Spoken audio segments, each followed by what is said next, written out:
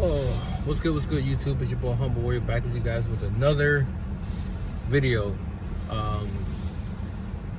Today is Wednesday, so I think it was yesterday Jeff Hafley sat down with another Dolphin media member, and he talked about the coaching staff, the ones he's added, Bobby Slovic. I added a guy from the Titans. I can't do well with names, so I can't really just ram off names. I know they're in the talks of hiring the Packers linebackers coaches, our new DC, and but they're waiting to see what Anthony Weaver does with these coaching vacancies that's still available, to see if they get one of the spots. But he also brought up the quarterback competition, which is what I really want to talk about. So he mentioned that it's going to be a competition.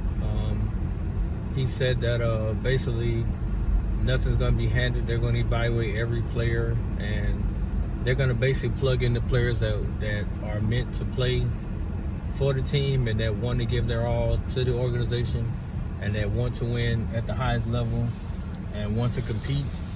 And with what he said, I got no problem with that.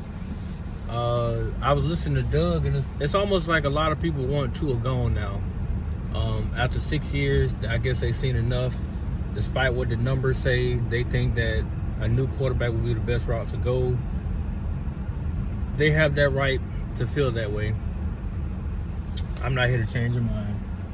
All I say is that if you actually build things the correct way, you can keep Tua and you can still win with him despite his limitations, as we all can see. I think he still can win a Super Bowl.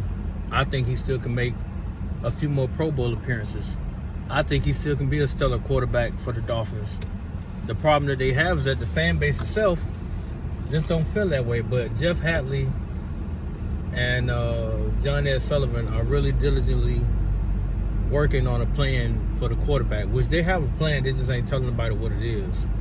But you can see that they want to win and that they want a quarterback that's going to be able to handle any situation thrown at him. But they also want to help the quarterback by building around him properly, instead of the way it once was, where you just plug and play and then expect the quarterback to do all these other things to masquerade the fact that the team is so bad. I think Jeff Hafley mentioned that, you can actually go out there and get a quarterback, whether it be the draft, free agency, whatever, but if you don't address the issue of the line and address the issue of certain, playmakers, then you're not really going to get anywhere. You're going to be in the same predicament that you were, last year and the year before last, and so on and so forth. So to me, he's saying all the right things.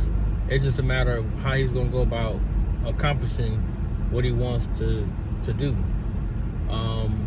I think with the draft just around the corner, which they got 60 days before the draft, I think he has a lot of work for him, but I would like to see him go out there and get quality linemen and get better receivers that's going to make plays, and also get a dependable athletic tight end. Not saying Dulles is not, because I like him. He was a good addition this year.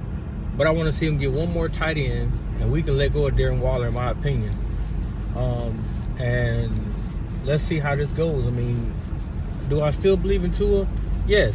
I still believe that he can deliver a championship to the team. I still believe he has a good 6-7 years of good football left in him. I just think that he's been beat up so much by the media that I think that a reset will probably be best for him. Kind of like, Sam Darnold, Baker Mayfield, and others have done, how they are not on their original teams that drafted them anymore. Actually they bounced around, so it's a different situation. Tua's been with Miami since 2020. He's been there. But my thing is, the fan base itself, they shouldn't always be so quick to get rid of somebody because of the years and years of, as I say, mediocrity. You got to look at it for what it is. The management department was mediocre. Ownership was mediocre. A lot of the intricate parts of the team were mediocre. So where in that could he actually give you a championship? You don't win a championship with a mediocre roster. You don't win a championship with mediocre management. That is not how that works. You win championships through dedicated people that want to make the team better, that are making the hard decisions to push the team in the right trajectory to where they can go and get a Lombardi trophy. You don't do that if you're sold on the fact that your team is just fine the way it is. As Chris Greer so brutally put it, like, we're not worried about the line as much as you guys are, and yet you watch that boy go out there week in and week out and basically play for his life because he could not get any sustained blocks up front. So that type of shit matters. That's the catalyst between getting your quarterback hurt permanently and, you know, him having a stellar year. So I'm glad Jeff Hafley is looking at the glaring problem outside of quarterback. I mean, yeah, we can say quarterback is one problem, but is it really? Because according to his numbers, he's already 120 career touchdowns. I think he's just under like 40 picks, I believe it is. Because he threw 15 last year. He threw 14 his sophomore campaign. He threw 11 his rookie year. And then 2023, he had his lowest interception total. I think it was like 6 or 7. At 2024, I think he threw like 10. So it's like 40 or 50, something like that. Like 50 picks, 120 touchdowns, almost 20,000 yards, career yards. And he's on a trajectory to hit over 100,000 passing yards in like the next 6 years, give or take. Just depends on his health and depends on if he continues to play in the league. But I think this year could be a real special year for him if they do what's right.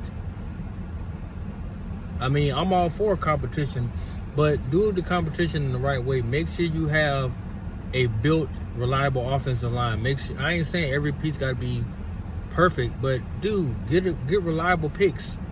And with Jonah, I was swapping from the left to the right. Put him at right guard. Get you a left guard. You already got Patrick Paul. You already got Aaron Brewer. Draft a suitable center backup. Going free agency, get you a nice right tackle. Behind Jonah, get you another right guard. Get you another left guard. Have suitable pieces in place so that way if one guy goes down, next guy steps in and it's not that much of a missing beat. Because they'll have the acquired experience they need with practice reps and stuff like that to where they can handle some in-game speed. It won't be the same, but, you know, enough reps, they'll be able to handle in-game speed and the offense shouldn't miss a beat. But it has to be to where you're not noticing a gigantic difference with the offense. That's all I'm saying. But I still believe Tua can win the competition. I still believe that he can help the Dolphins win next season. Because we're going to have a fairly easy schedule, which by that logic, we should win 12 games. I'm not saying no damn 13, 14. That's just unrealistic. We should win 12 games next year. Because they're going to give us one of the easiest schedules in the league. If that's the case, we need to take full advantage and beat the teams we have to beat, and then you beat the teams with winning records when it matters most, or at least win half of those games. If they give you 4 games of winning records, win 2 of those. If you got a 17 game slate and what? If you got what? I said 4. So if you got 13 games that are against semi-easier teams, just win 11 of those. And you win 2 games against winning teams, that's 13-4.